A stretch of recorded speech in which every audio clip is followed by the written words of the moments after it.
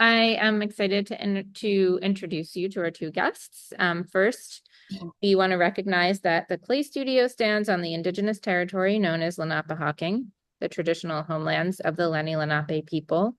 And we would like to take a moment to reflect on the role of the Lenape as the past, present, and future stewards of the land, and the role of all of us to join in their tradition of respect and caring for the land and each other. So Charlotta lives in and works in Gothenburg, Sweden. She received her MFA in ceramic art in 2001 from HDK School of Design and Craft. She has exhibited frequently in Sweden as well as internationally. In addition to maintaining her own studio practice, she now holds a position as studio manager at the ceramic department of School of Design and Crafts. Her work is about the private and the universal at the same time. It addresses human flaws and shortcomings in a world that is increasingly characterized by efficiency and measurability. She depicts garments, domestic wear, and everyday accessories and ceramics as a way to discuss her own relationship with their immediate surroundings. The objects are deeply personal, but still for the viewer, easy to recognize and interpret for themselves. Carlotta aims to create feelings of confidence, curiosity, and wonder, recognition and security, impressions that might lead to continued realization that no one is alone. Everything is interconnected. Lovely. Paul Scott is based in Cumbria in the UK. He earned his BFA from St. Martin's College and his PhD from Manchester Institute of Research and Innovation in Art and Design. He was professor of ceramics at the Oslo National Academy of Art. Creating individual pieces that blur the boundaries between fine art, craft, and design, Paul is well known for research into printed vitreous surfaces, as well as his characteristic blue and white artworks in glazed ceramic. Paul's artworks can be found in public collections around the globe, and he has written several books, including Transferware and Contemporary Ceramics. A combination of rigorous research, studio practice, curation, writing, and commissioned work ensures that his work is continually developing. He is fundamentally concerned with the reanimation of familiar objects, landscape pattern, and a sense of place. His current research project, New American Scenery, has been enabled by the Alturas Foundation Artists Award, Fair and Contemporary, where he is represented, and also funding from Arts Council England. Thank you both for joining us today. I think we will start with Carlotta and ask the question, which is, how and why did you make the brave decision to make your life in art?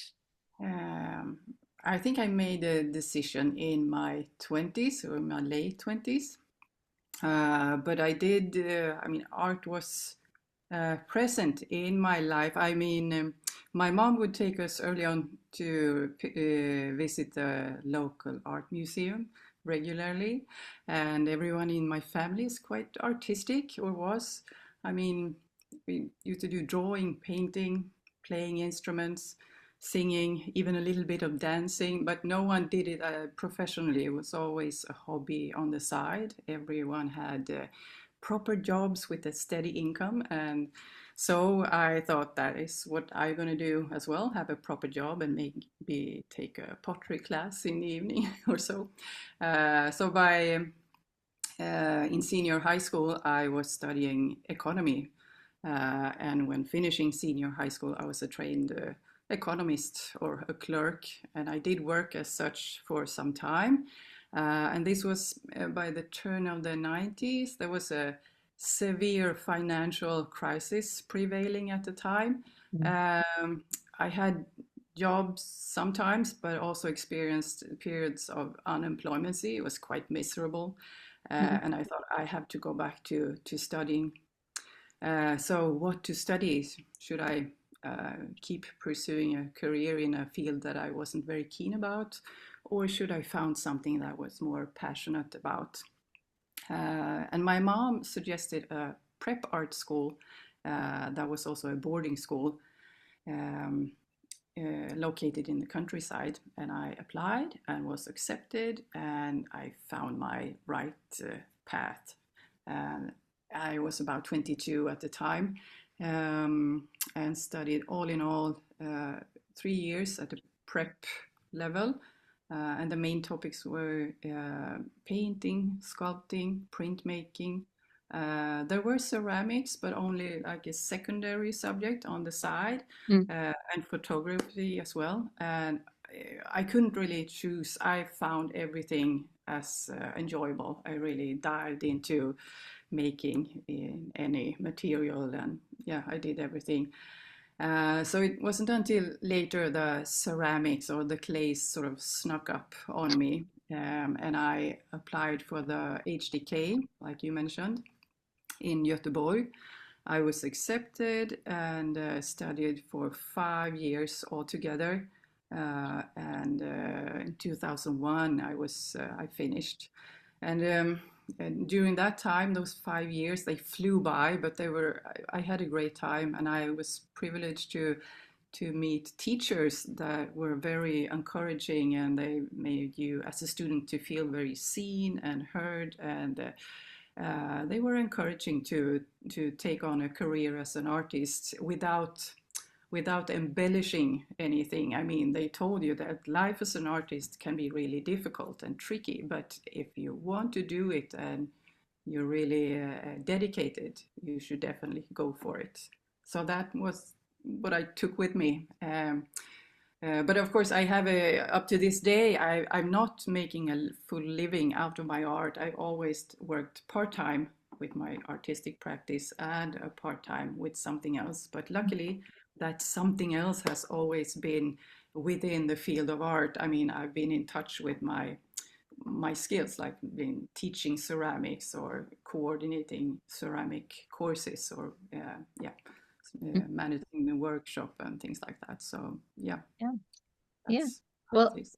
and that's how you make your life in art. And sometimes you need a job that is a little break from it, and sometimes you need to stay Yeah, invested. I mean, I do have a half-time position this day too, as at HDK. So I'm back to the crime scene actually since a little more than 10 years as the studio manager, the senior technician, Mm, um, which is a part-time job. So I have, and it's in Göteborg, and I live in Göteborg, and I have my studio. So it's very close, and I feel mm, I've managed to balance between having the position and also doing my own art, which sometimes could be tricky to find that, not being absorbed by one thing and not having enough time to do your art. But mm. after many years, I feel I've reached a good balance. So That's important. That's good. And I would assume that some of the work for that kind of helps with research or informing your material knowledge and that kind of thing. absolutely, Yeah. absolutely. It does. And in a way, it's very good having to meet. I meet a lot of students all the time, and it's a good measurement to having to communicate to students a different skill, or how to go about something, or problem solving. Mm. It makes you realize that, oh, I actually know one bit. So I have something to to share, and yeah, so it's a good way to feel that I actually have knowledge and skills, but I'm also learning, and at the same time having to be clarify things and to be very, yeah, direct and straightforward to students. Yeah, absolutely. When you have to explain it to someone else, you definitely understand it better yourself. Can you talk a little bit more about finding clay, finding ceramic as your medium? Yeah, I think what made me, I mean, my early years in art, I loved all different subjects, painting and sketching and everything. But I think eventually I chose between ceramics and printmaking, and I think it's because they have similar work process. I mean, it's very manual, it's very artisanal in a way, and there are many steps before you actually reach the finished piece. And Mm, I think that slow, somewhat tedious work process suits me as a person. I can sort of rest in different moments. But of course, the same conditions can be very frustrating as well, because your mind is always faster than what you get out of hands. But most times I feel it suits me very well that the clay is such a slow material, and it's you can shape it into almost anything, and then you could reshape it, and yeah, having all these very slow steps before it's ready. I think that's a good thing. Yeah, I like having to work very slow in a slow pace. Mhm. Yeah, that's great. And I think it says a lot about just how we all approach materials and processes, and such a reflection of our personalities too. So yeah, that's good. Wonderful. Thank you. Um, Paul, would you like to answer the same question? How and why did you make the brave decision to make your life an art? Well, for as long as I can remember, I wanted to be an artist. Um, and I think it's down to my mum. My mother grew up in the post-war period, and at a time when, she was expected to go to work or start a family. Mhm. And she passed an exam to go to the Moseley Art School in Birmingham, where I grew up. But she wasn't allowed to go because she had to get a job, and help support her family. And so I think she was always a frustrated artist. And in fact, when as she got older, she would sit and do watercolors and paint flowers and stuff like that. So she was, when she came to visit us, when she was older, she would be happiest when she would go in the garden and pick some flowers, put them in a vase, and sit in the corner and paint them. And it was always great because she stopped talking. um, but but when I was growing up, um, I remember seeing paintings and things that she showed me, and then because I grew up in Birmingham, and Birmingham in the Midlands has a wonderful collection of pre-Raphaelite paintings, and I was always, as a sixth form, when I was at school, I used to skive games with a friend of mine, and we used to go into the city centre and go to the art gallery and look agog at the pre-Raphaelite paintings.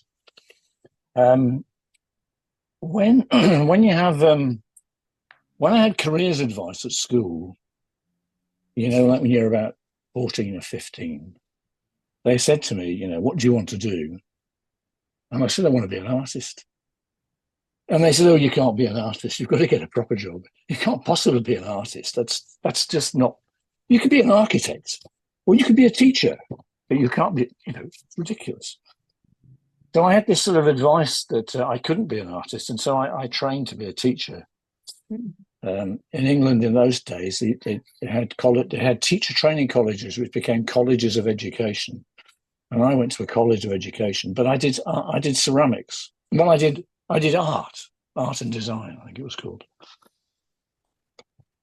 And I could never understand when I was at school why you would do maths or geography or French when you could be in the art room.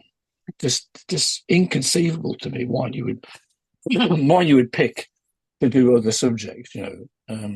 Anyway, when I was at college, I did the course, and I escaped from the painting department into ceramics, where I started to paint and print in ceramics because I didn't get on with a painting tutor. And then when I had my final exhibition, which you had to do just like you do at art school, much to my amazement, I started selling the pieces that were on show. And that's when it dawned on me that, well, maybe I could be an artist after all. People want to buy this stuff. And but I didn't have any money. As a student, I was very good at spending money. I had an overdraft at the bank. I had no studio. I had nowhere to live. So I did what I trained to be, and I became a teacher. And so I taught in schools, that's 11 to 18-year-olds, for 8 years. But all the time, I was planning to leave. And while I had a job, we borrowed the money to buy our house. And I bought my kiln, and I built my studio, I bought my kiln, and then I resigned.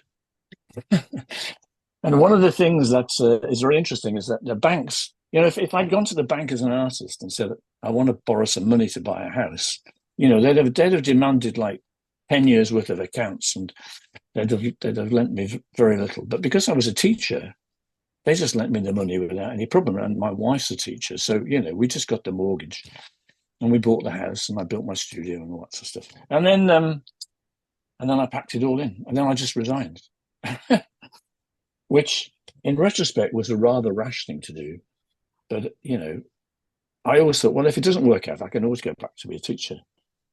But actually, I made a go of it. So,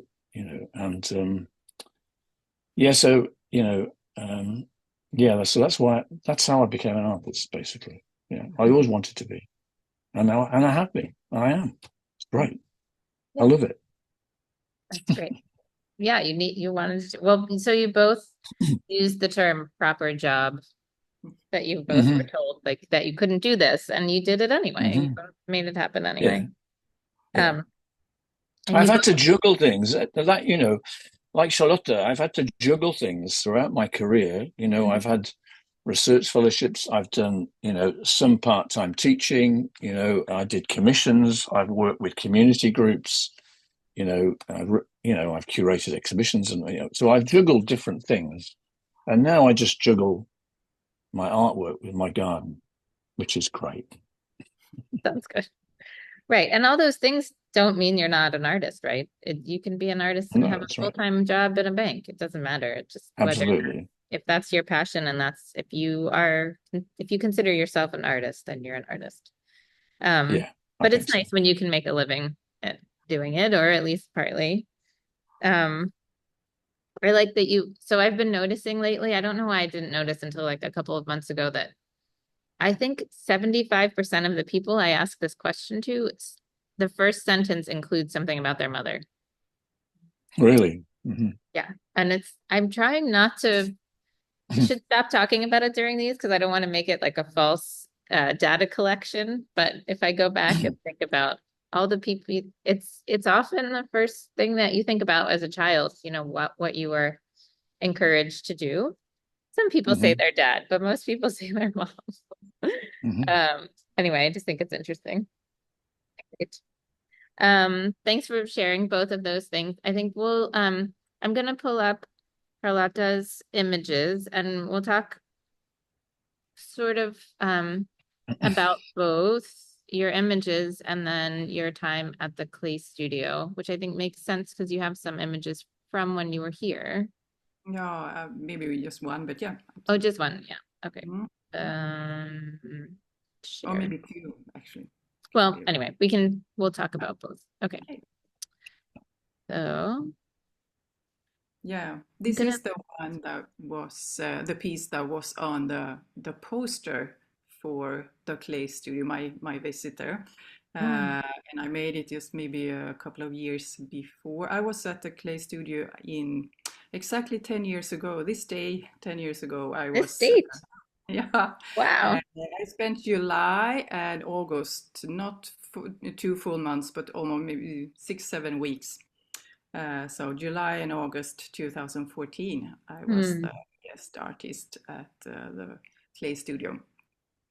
So this was the piece printed on the poster. And I was working in this way back then, much sculpting. This is a coiled cloud assembled with a ready-made coffee mug. So the coffee mug is not made by me, but the cloud is in. It's about communication.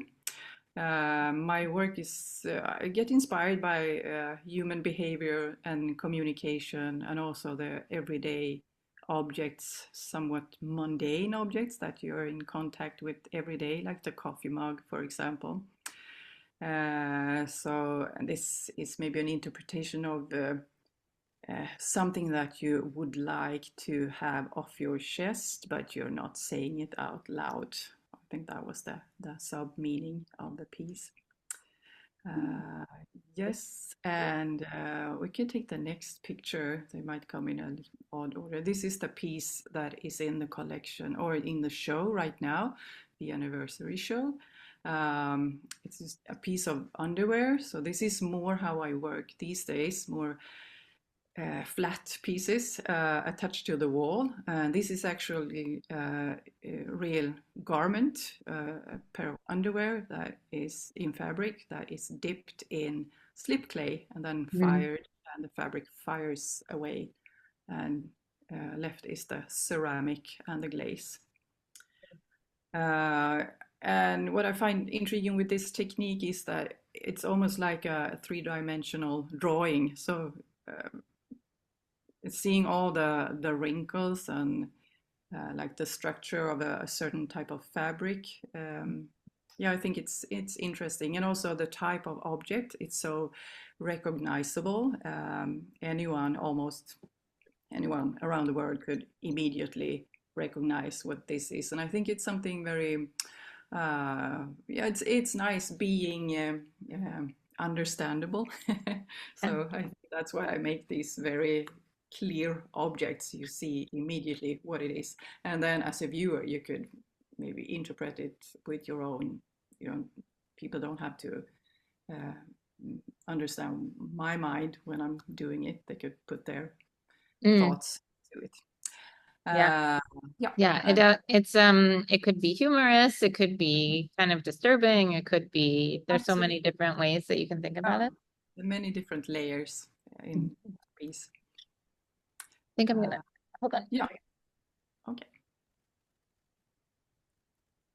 Turn the volume up a little. Okay. Ready for the next one? Mm-hmm. Okay. And this is just maybe how the thing with the underwear started, because I made a lot of underwear, and this is how it's. I just made a small piece that could be actually, honestly, to something that would sell easily, that I didn't have to take a lot of money for. So I made little underwear. Also, they're flat on the backside and with a little hole that you could hang on the wall. And these eventually became bigger, but still quite three-dimensional, sort of sculpted. I coiled them and shaped them. And after that, they became more flat, and I started to use real underwear or fabric and other garments as well. Yeah.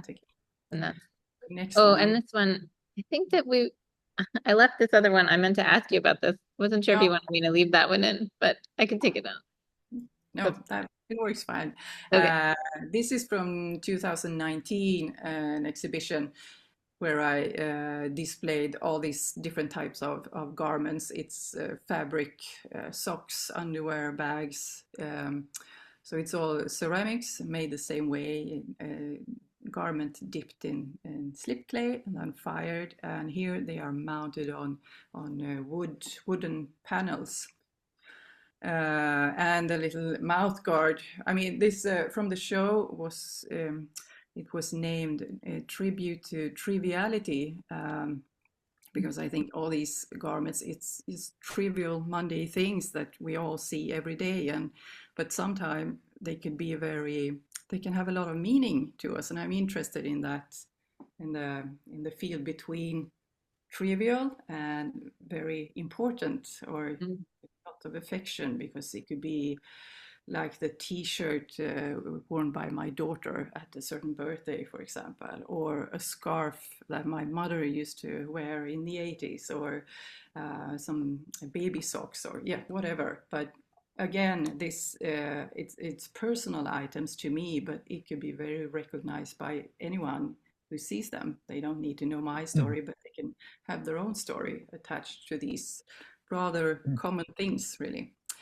And the same technique a couple of years later from the pandemic, which is also sort of a tribute to the not so trivial thing, because the pandemic was such a serious, very strange time. But also you kept seeing all of a sudden this item turn up everywhere on everyone, and it became so common. So it was impossible not to have some kind of relationship to this object. And of course, it it was actually fun. They were very tricky to make. I made only a few of them, and I broke so many because they're so fragile, those little strings on the side. But yeah, I think it's a sort of a very a testimony of a certain period of time, but hopefully it won't come back ever. But Yeah. Hopefully not. Yeah, that's a really good, it's so emblematic. I was thinking about the whole installation too, when you were saying like baby socks and your daughter's t-shirt and your mother's scarf, just as you were saying about some of your other work, anybody can kind of apply their own story, absolutely. and that you've made them white, so it doesn't have the implications of color, and either they're thinking about what this means for your story, or maybe they're thinking of their own construction of narrative, which is just great that it's universal, like you said, universal and intimate at the same time. Yeah, lovely. Yes, and here is actually a piece that I did make when I was at the clay studio. I came to the clay studio July 2nd. I had company of my sister-in-law. Hi, Kim. It was so nice to have you accompany me.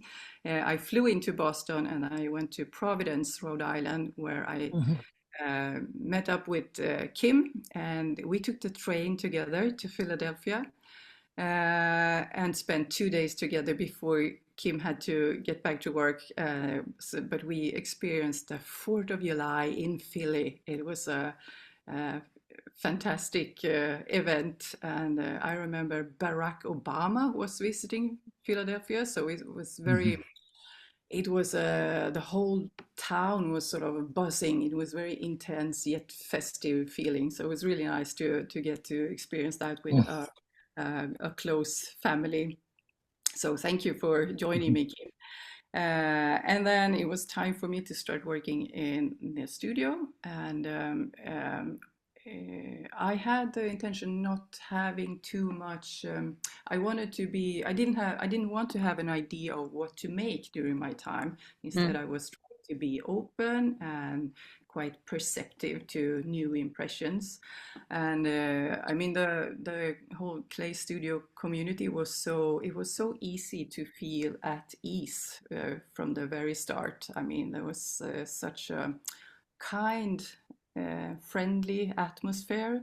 I met so many friendly people, both staff, students, associates. It was a lovely time, really. I enjoyed every day of my stay, and also having my little studio spot and access to all the knowledge and the workshop and the studio. It was just a great time. And I quickly got a routine that I would, that little guest apartment quite close was also lovely, within 5 minutes walk. So I had a routine of walking to the studio, work some hour, and then I spent hours walking, exploring Philadelphia by foot, trying to take a new street every day to explore something new. And I started hunting for these hairpins, the bobby pins. So they were lying around on the streets of Philadelphia, different colors. It's a little fun thing. I need to collect something. So I was scavenging the streets for bobby pins. And at the Philadelphia Museum of Art, I stepped into the armory section and was mesmerized by all the helmets, the forged steel helmets from the, I don't know, the mid or the 15th century, 16th century. There was such a skillful work. So that's how these helmet shapes, it looks a little bit more like a swimming cap, but still some kind of helmet with all the bobby pins. So I made several of these that summer. And I brought this one with me home, so I still have it as a very fond memory. And we have one in the collection, which I should have brought a picture of, yes, but downstairs. It's a little different one. Yeah, it's some other another shape, but yes, a helmet. That's Yeah, great. I take the next Well, one. I didn't, and now I know why that one is a helmet. Thank you. Yeah. And Okay. put it in the database.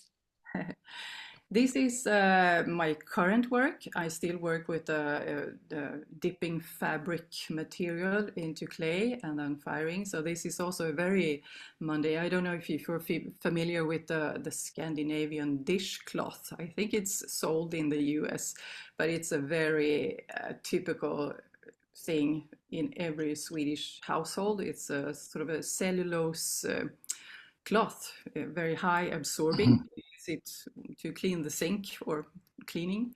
Mm. And after having used it for a while, it sort of loses its absorbency, and when left to dry, it stiffens in various shapes. And then is when I pick them and dip them in clay and fire.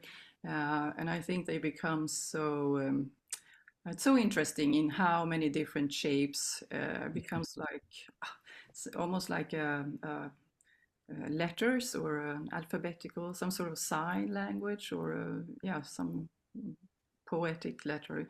And again, I used the wooden panels to sort of frame them. Mm. And I tried to display them in different way to get different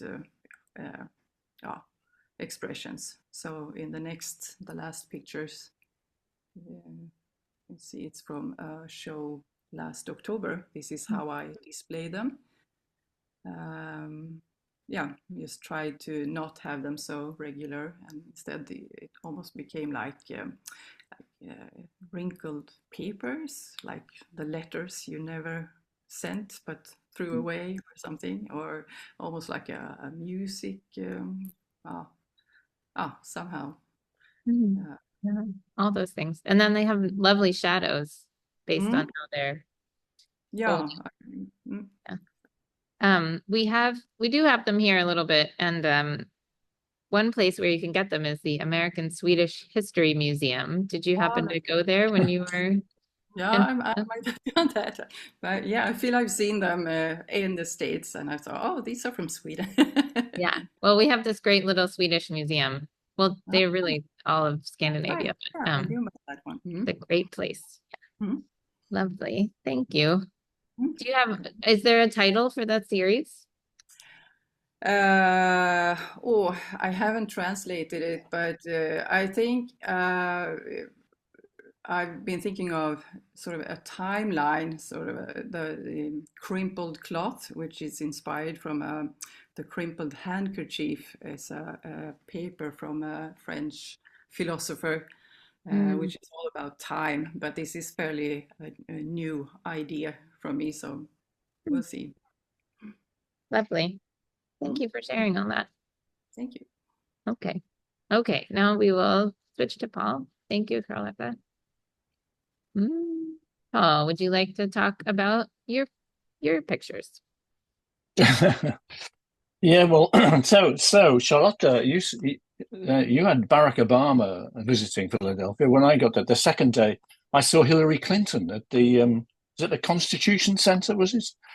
I was trying to walk up to the market to buy some food, and there were all these policemen around and people in the road, and I couldn't understand what was going on. Anyway, I managed to get past to get to the market, and on my way back, it was in full flow, and so I stood and listened to Hillary Clinton. I was very impressed with her. She was yeah, you could tell. Yeah, she's good. Yeah, she was good. Anyway, Good. Yeah. when I went to the clay studio, I had an intent. I had an agenda, really. Oh, yeah, I had an agenda, really, because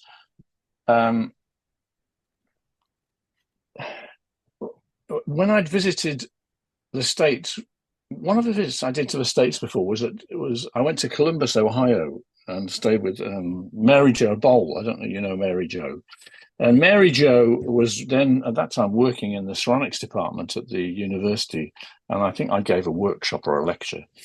And anyway, they had a collection there, and within the ceramics collection, with all these lumpy pots and things that didn't really interest me, there was a piece of blue Staffordshire ware at the back, which was absolutely stunning. And it was an early 19th century platter by Enoch Wood and Sons of the Hudson River. And I was so amazed by it because these platters, they were made in Staffordshire. They were all exported to America. So there's this dark, really deep blue palette of colour and this fantastic landscapes within these floral or shell borders. And I was really bowled over by it. So when I knew I was going to the clay studio for a couple of months, I decided I was going to do some research into Staffordshire transferwares that had been exported to America. And I have to say that when they showed me my workspace, and I sort of I said, "Oh, I could do with somewhere clean, really." And I relocated to the office. I think much to the disappointment of some people who expected me to be in the play studio workspace all the time. But anyway, I stuck it out and I said, well, I'll go and work up there a bit later on, but I need to do this research. And I wanted to work on my computer, and things like that. So I went and worked. I hadn't sat in the office for part of my time. And then the other thing I did was I left Philadelphia. I mean, I spent a lot of time in Philadelphia, but I left Philadelphia and I went to different museums and I visited, different collections. And I went to, what's that place near you? Oh God, that historic not Chipstone. What's it called? Winterthur.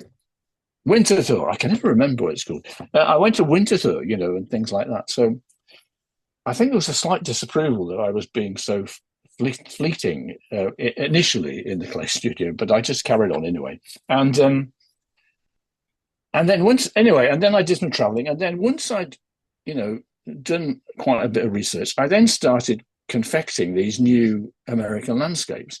And of course, I've worked with printed ceramics most of my career, and it's my practice is about images and clay. It's about the way images are displayed on ceramics and their messages and meanings. And the other disappointment, I think, was that I wasn't going to make anything either. That some people were appalled that I was not going to make. You mean you're not going to make anything? I said, no, I'm buying plates. I'm buying antique plates, and I'm going to put pictures on them. Well, some people were not impressed. I remember that. But other people were fascinated. So that was good. Anyway, and I then said to them, well, I want to do some screen printing. And they said, well, you can't screen print here. But anyway, they put me in touch with the wonderful Hope Revelto. Hope Revelto? Yeah, Hope OIC has moved now to Portland, I think. Yeah, she's no longer in Philadelphia. But Hope was wonderful. So I went to Hope's print studio, and between us, I screen printed a load of new decals or transfers using a water-based system, which I'd never used before. Anyway, got a long story short, I did a whole series of American landscapes. I think I called it American Scenery. And this is one of the pieces, because one of my journeys from Leslie Ferren's studio, Leslie Ferren's place in Cummington, Massachusetts, Project Art, I got the train down to New York and thence to Philadelphia. And I passed this nuclear power station on the way. And it's the Indian Point nuclear power station. And those who know my work know that I've done quite a lot of pictures of nuclear power stations on plates before I got there. So this is an American one. And it was the Hudson River, and I was fascinated by the Hudson River. So this is a Philadelphia piece. Anyway, I'm rambling. Let's have the next one, because this is also the Hudson River. This is a more recent piece. This is a piece I did in 2022. And it's also about pollution on the Hudson River. The Indian Point nuclear power stations had all kinds of problems with leaks and pollution and, what have you. But also GEC produced transformers on the banks of the Hudson. And as a result, it's one of the most contaminated rivers in the United States. And people on the Hudson are not allowed to fish or to eat the fish that comes out of the Hudson River. This is actually this platter was made in 1834, but I've just added. You can see there's a dredging rig in the river just to the left of the truck, and up a bit, that's a dredging rig in Oh, front right of that there. little house. And there's a truck taking away the sludge, the PCBs. Those, Mhm. yeah. So the Hudson River, that I started with the Indian Point Nuclear Power Station, and just a couple of years ago, I made another piece about the Hudson River. Yeah. Let's have the next one. Yeah. So, and the other thing was that I had this idea about working on souvenir wares, and then of course, and when I did, and some of the places that I searched for transferware, antique markets and fairs and things, I bought this souvenir of Philadelphia, which is probably a Roland Marcellus piece, the Liberty Bell. um, and when I walked past these buildings in Philadelphia, of course, they had cars and trucks going past. So I just updated it for the 21st century with my truck that I photographed going over the bridge. What's it called? What's the bridge called? The Ben Franklin? Benjamin. Yeah, Ben Franklin Bridge. Yeah, I got accosted by a policeman who asked me what I was doing. And I said, well, I'm photographing. He said, I can see that. And he was not amused. I think he thought I was I was doing sort of recce for a terrorist attack or something. Anyway, I stood on the bridge and photographed the trucks and the cars going by, you see. So it's a truck that was on that bridge. Anyway, you go to the next one. Yeah, and I've updated it more recently. This is another one that I did a couple of years ago. Yeah, this is the Philadelphia Waterworks, and this plate was actually made in about 1830 by Henshaw Williamson and Co. And I noticed that the scene is more or less the same with the waterworks, except there's like a 6-lane highway running in front of it now. So I thought I should update it, like I'd done with the Liberty Bell scene. Yeah. And actually, what happens is when you refire old plates, they sometimes they do strange things. In this case, the glaze flakes off.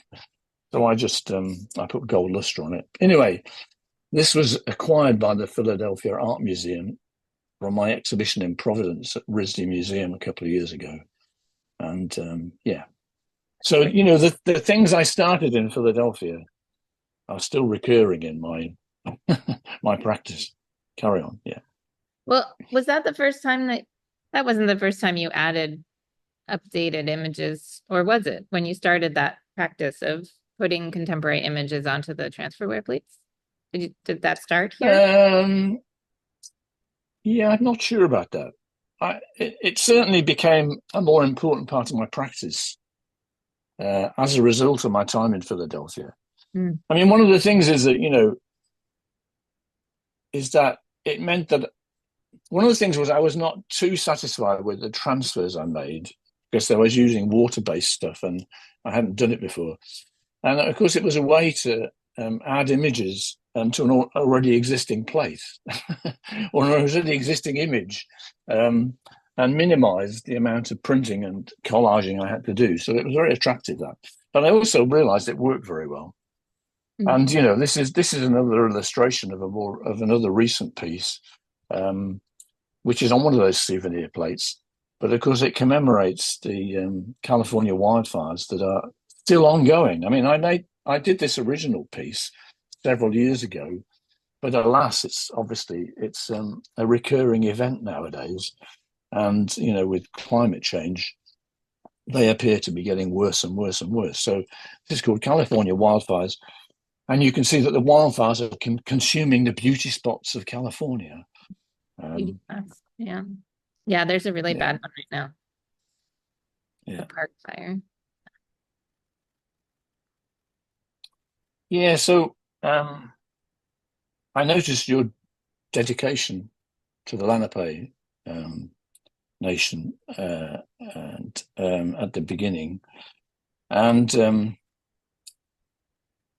one of the things that happened after I was in Philadelphia was that the pieces that I made there were taken by Leslie Ferrin and they were sold. A number were sold at the New York Ceramics Fair the following year. And one of the collectors who bought pieces belonged to a thing called the Alturas Foundation.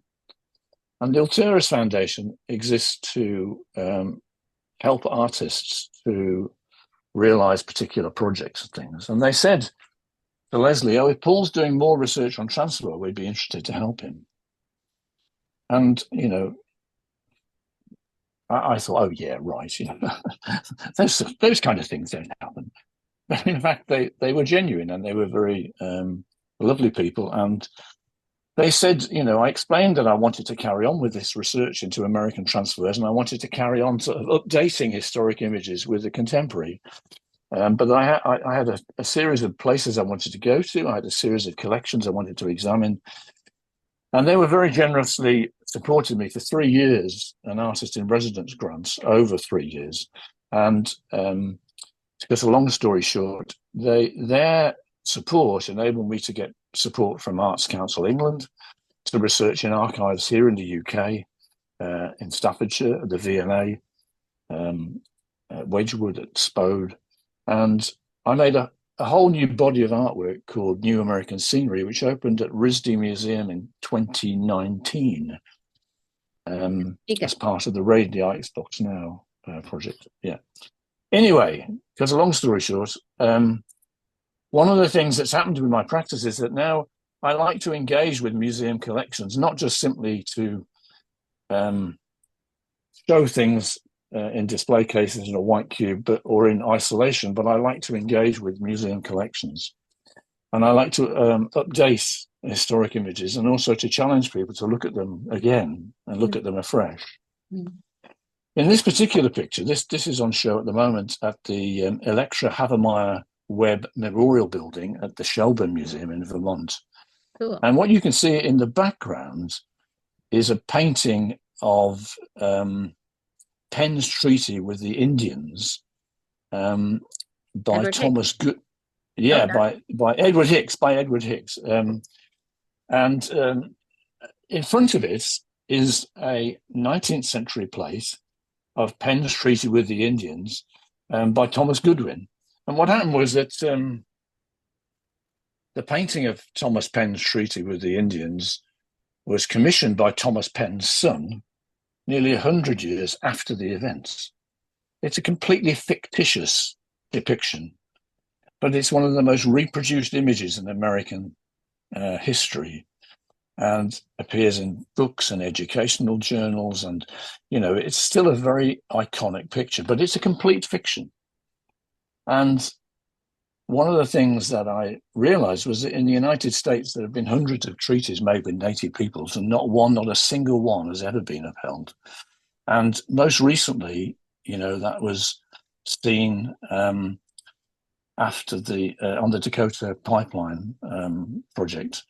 And so my plate juxtaposes an image by Ryan Visions, a photojournalist, of Megame Plenty, Lakota Ayate, on horseback, and she's facing off a line of armored police and armored cars as they try to protest the Dakota Pipeline going across sacred lands.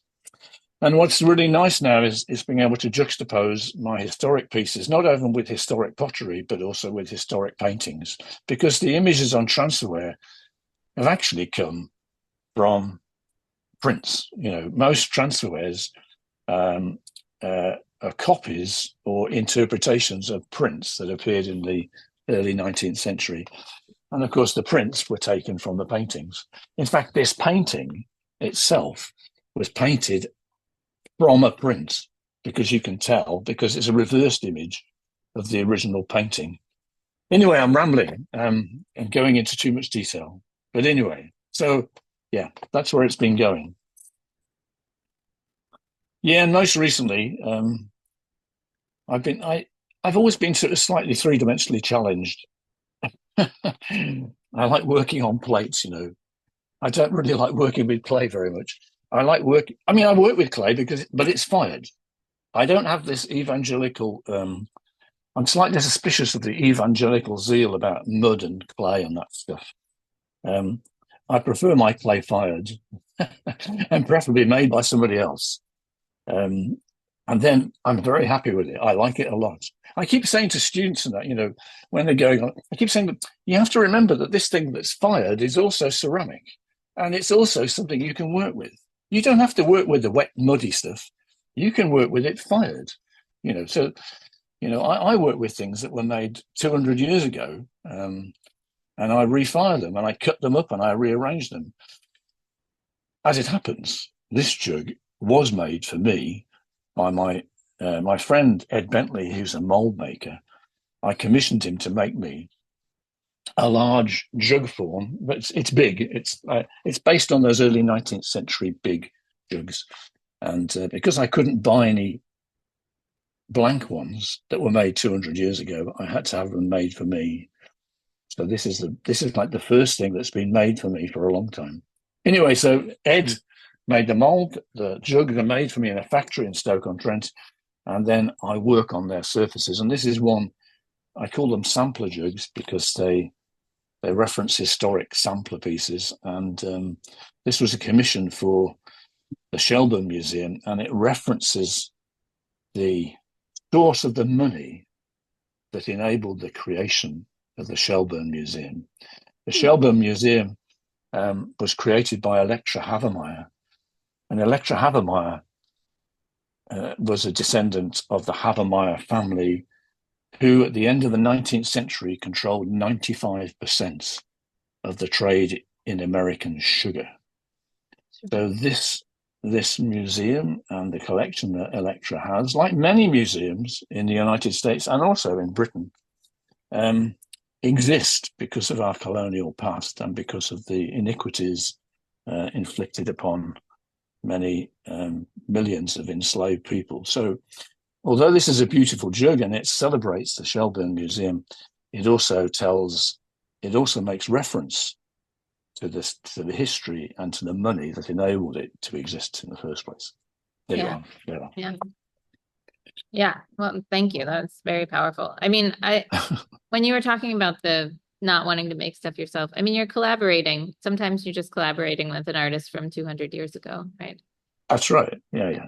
I mean, I like it. I like it when other people make things for me. And at the moment, I'm working on an artist book, and I'm working with a letterpress printmaker.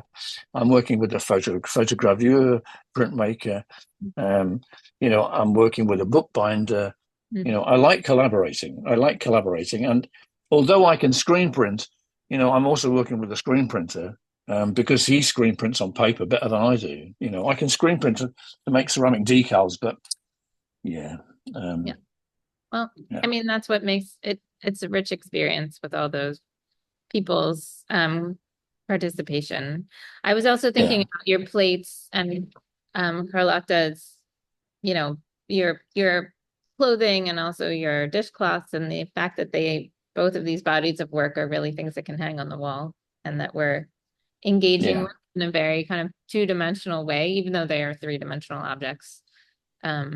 That's something that I thought the same. I think that domestic, the one thing about transferware, which is Staffordshire transferware printed ceramics, is that they were domestic objects, and it is one of the things that ceramics,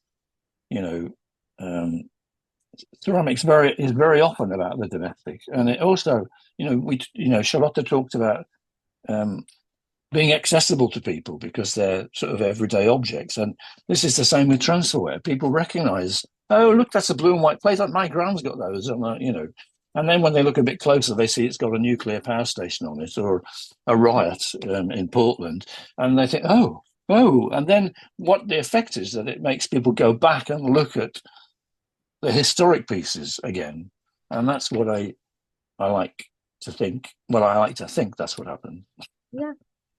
Yeah, they're looking at the historic things, and then they're also thinking about the stuff they use in their everyday lives and how that's meaningful.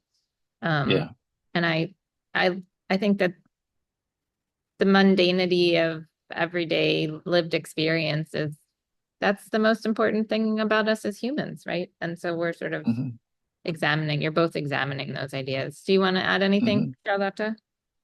No, I can just agree with everything. It's really interesting how these, like we said, like the mundane, it's what's surrounding us all the time. It's what we see. I think that's also what we make. Yeah. So it's hard to make anything else. You need to work with something that you know and take that further. Yeah, that's often the thing I find most meaningful when I'm looking at art is when it's got that connection. I want to ask if anyone has questions, anyone from the audience on Zoom or in life here, or if either of you have. But I mean, that was a great sort of final comment. I love that there's that connection between your two works. And I really appreciate your time today. So I'm going to stop the share. And I'm going to just say a final thank you for joining us and thanks for being guest artists. And I hope that you both come and visit us at the Clay Studio again soon. Yeah. Well, that's very kind. That's very kind. And I would like to say, a special thanks to the Clay Studio because for me, it was so important. Those 2 months had a transformative effect on the direction of my practice. And, one of the great things about being there was the time you could be there. I don't know if Charlotta felt the same, but very often a residency is just a couple of weeks, but to be there for a couple of months made you feel comfortable in America. And you had time really to sink into it and get it. So especially thanks to the Clay Studio historically, anyway. Yeah, I wasn't here, but I'm glad to hear that. We met there. We met when you were there, when I was there. So, yeah.